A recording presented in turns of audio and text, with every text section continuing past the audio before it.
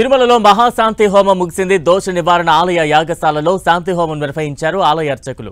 పూర్ణాహుతితో అన్ని దోషాలు తొలగుతాయని, భక్తులెవరూ ఆందోళన చెందవద్దని టీటీడీ అర్చకులు సూచించారు.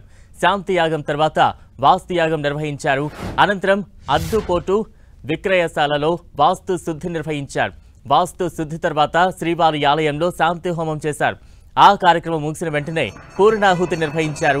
ఆలయంలో పూర్ణాహుతి ముగిశాక అన్నప్రసాదం, బూందీపోటు, లడ్డూ పోటులో సంప్రోక్షణ చేశారు. సంప్రోక్షణతో ప్రాయశ్చిత్త కార్యక్రమం ముగిసింది. కల్తీ నెయ్యితో కలిగిన అపరాధానికి టీటీడీ ఈ యాగం తలపెట్టింది.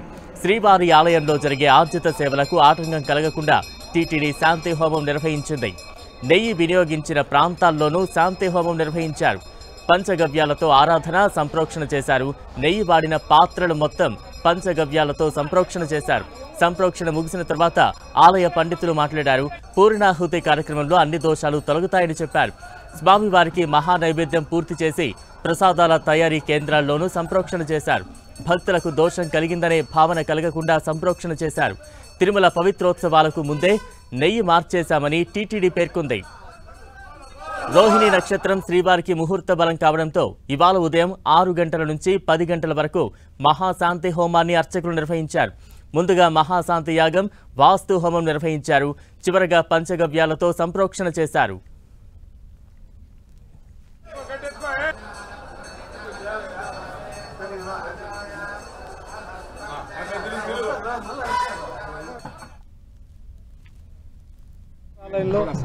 ఈ యొక్క లడ్డూలో నెయ్యిలో కొంచెం కల్తీ ఉందని, ఆ కల్తీని ఇటీవల మనం గుర్తించినందువల్ల ఆ కల్తీ యొక్క దోషాలు స్వామివారికి ప్రసాదాల నైవేద్యం తయారు చేసి మనం సమర్పించున్నాం కాబట్టి ఆ యొక్క దోషాలన్నీ పోవడానికి పవిత్రోత్సవాలతో ఆ దోషాలన్నీ పోయినాయి.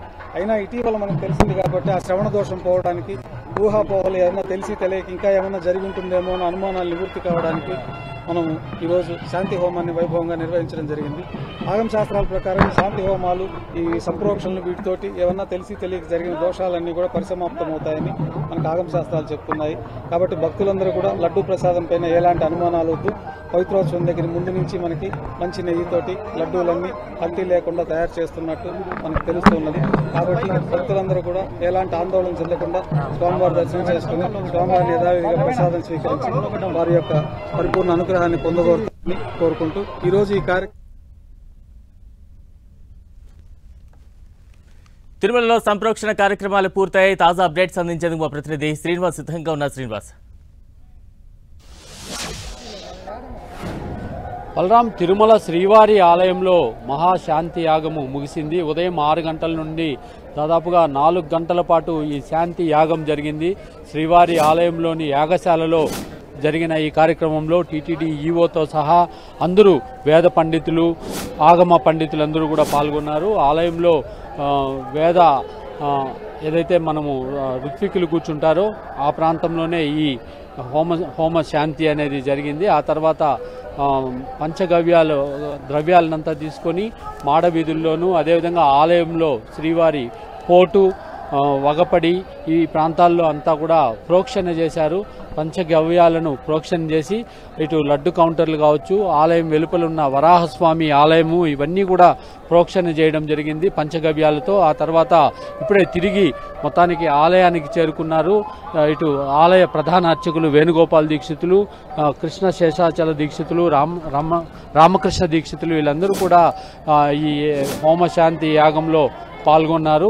మొత్తంగా ఏదైతే స్వామివారి నైవేద్యాలకు, అదే ప్రసాదాల తయారీకి వినియోగించే నెయ్యి కలుషితమైంది యానిమల్ ఫ్యాట్తో అని తెలిసిన తర్వాత భక్తులు అందరూ కూడా తీవ్ర ఆందోళనకు గురయ్యారు.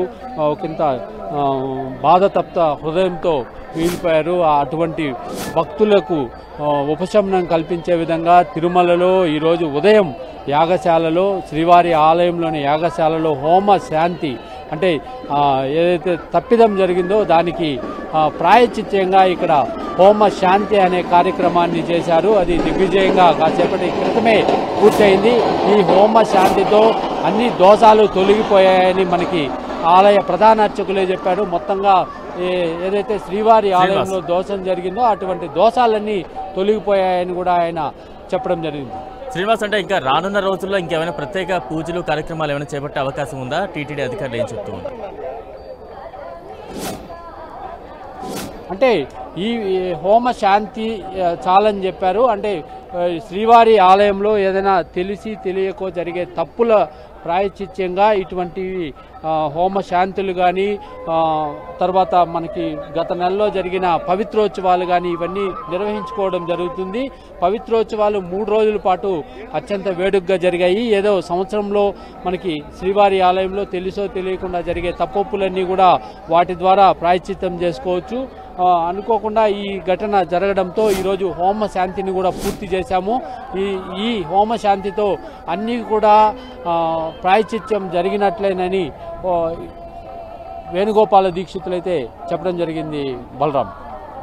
Right, thank you Srinivas.